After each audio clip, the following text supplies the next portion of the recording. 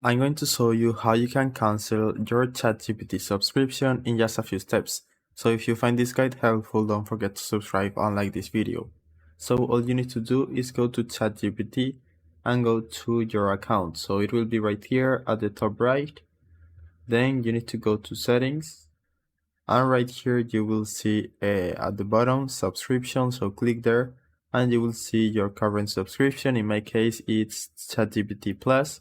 So if you want to change your payment methods, you can click on manage, or you can also remove your payment method.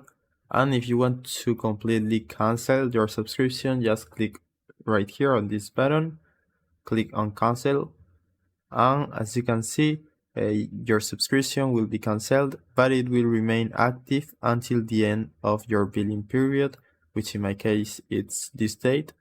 So that's it. You just need to click here to confirm and you will cancel your subscription. So I hope it was helpful and thanks for watching.